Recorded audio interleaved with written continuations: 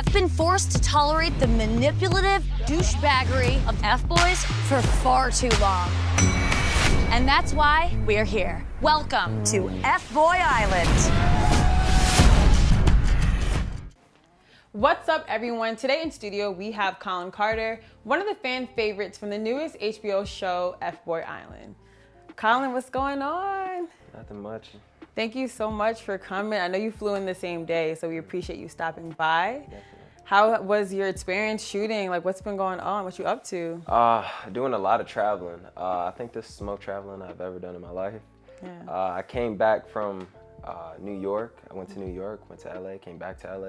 Nice. So doing a lot of that and just trying to tap into more of my content for my fans and stuff like that. Yeah. And also just tapping more into my creative side for photography. Okay, because we know you definitely have the fans. So since the show has gone out, I've been just looking online, seeing the feedback, and the ladies do love you. So I know that probably feels amazing just to see yourself plastered and reposted. But I want to get straight to it. So what is your definition of an F-boy? I feel like the definition of an F-boy is really just lying to get your way, to have sex with women. Yeah. I feel like that's one of the biggest things, because most of the time when you have that relationship with a woman, you don't want to have to lie, because Yeah. if you lie, then you're not going to be your authentic self, and that person can't really love you for who you really are. Right. And also, you're pretending to be someone that you're really not. Yeah, for sure. And so tell us a little bit about who Collin Carter is, because I know you did say you were a self-proclaimed F-boy, but tell us some more about you outside of FBoy Island. And I do a lot of things for fun. Like I said, I do photography. I love just being creative. I'm a very hands-on person. I love doing things of working out. I love working out. I'm always at the gym to get my mind right, my body right. Yeah, we seen y'all lifting those those wooden weights on the show. The bamboo wooden weights. You got to get it how you live. So yeah, just spending time with family and friends. Like I'm just a very chill person, and I love movies. I didn't even tell you I love movies. I watch a lot of East Asian movies on Netflix. So if you guys need movies, let me know. Okay. Because I'm gonna put y'all on. Do you think that, I think I've seen that you're into acting and modeling, things of that nature. So after the show, is that the direction you're headed? Yeah, I'm actually very interested in modeling, acting too. I feel like I'm really good at channeling that emotional side and a whole bunch of sides that's like very hard for other people. Yeah. So I just want to continue to try to get out of my comfort zone and do things that I've never really even put my mind to. So. Right. All right, and speaking of you doing things that you probably never imagined, how did you end up joining the cast of FBoy Island? Because I know that had definitely been something you came out to your show to do, or a little different. That was interesting because I was actually in college, and I had a DM from another casting producer that wanted me to be for a show, Temptation Island. And I had to turn it down because I had a semester left, and I was literally right about to graduate, and I was like, yeah, I have to get my degree. Yeah. And I was getting my degree in education, and I wanted to teach. I still want to teach overseas in China, Italy, it doesn't even matter, and teach English.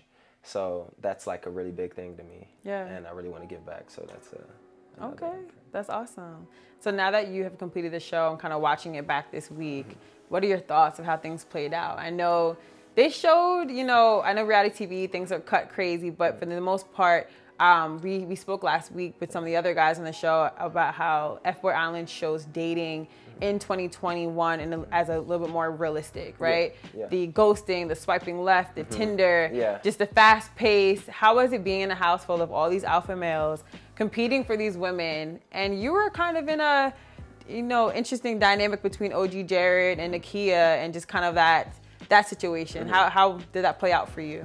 That was probably the most difficult thing I've ever done. Really? Because I'm over here trying to say my true feelings and what she means to me, and then a lot of other guys are just there for not the right reasons. I mean, they're right reasons in their ways. Yeah.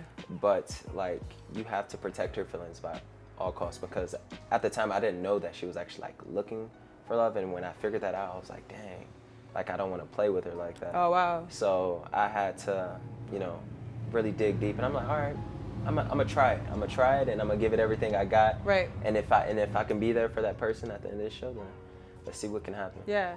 So let's dig into that. So as far as just being there for the right reason, so I know that you were a self-proclaimed F-boy when it all came out, when they had to decide, or you guys come out and say what you were, right? But it did seem like you really started to actually have feelings, and you seemed really transparent. And do you think that it was kind of having another man in that space competing for her that kind of made you kind of step up more? Or did you really feel like, wow, I can see myself with her? And you know, what did that look like? It was both actually. When you see another man fighting for her, and to be honest, it was a time where, like, when she first kissed somebody, I was like, whoa.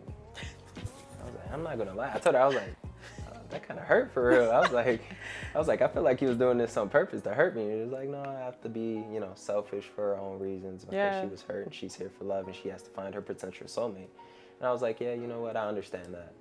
And, you know, at a time, like, I felt like I was so invested into, like, her feelings that I kind of, like, forgot about mine. And, you know, I had to start, like, okay, I need to start knowing my worth. So it got to that point. And, you know, I tried. So, I am trying. Right. And so it's funny you said it because, you know, Casey was an example of trying to stick up for himself and for his feelings. And I did notice that the show really displayed the gender roles. It was kind of different, right? Because you have the woman and you guys competing and her kind of switching out, going on one date, and I choose you to sleep over and I'm kissing you. And, you know, even Casey went through that, right? Because we watched him tell CJ, listen, Garrett's my friend, and you're not going to tell me who I hang around. And so, you know, you sound like you said it already. You know, you guys kind of probably felt like you're losing yourself a little bit because you're so focused on pleasing her. And you don't want to get kicked off. That was like very key for me.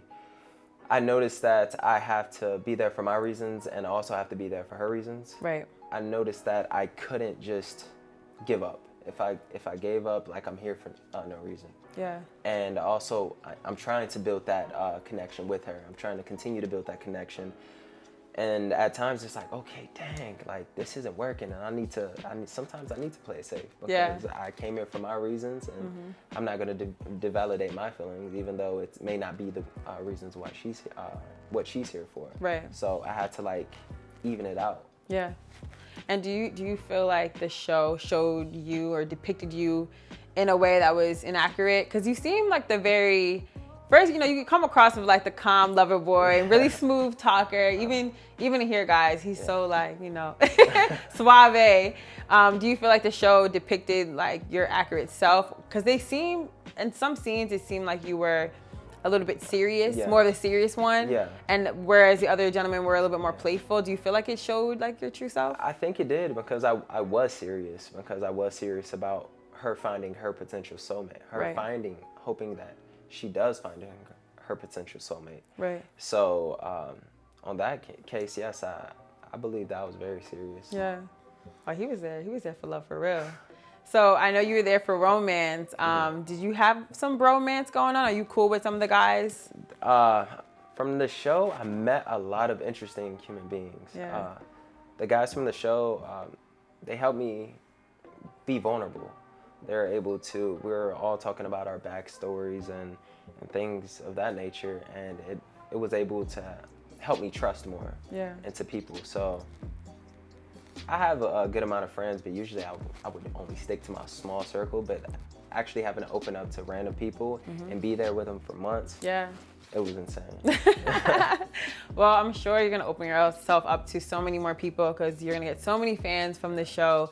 So what is next? Where do you see Collin Carter doing? What do you focus on?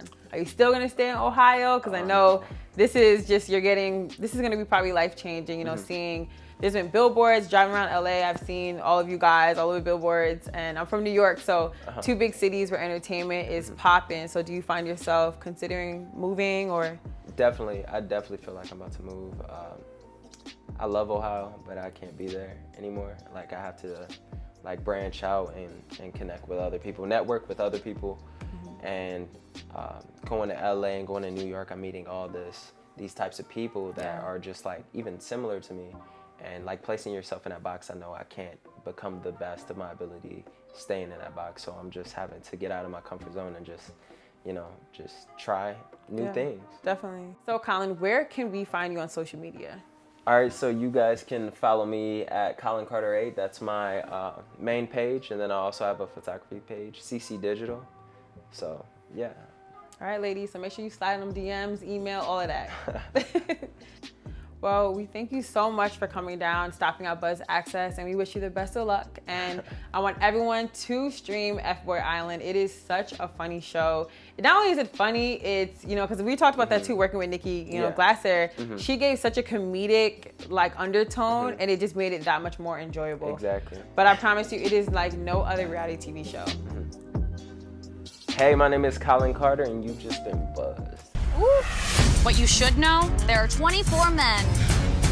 12 of them are nice guys.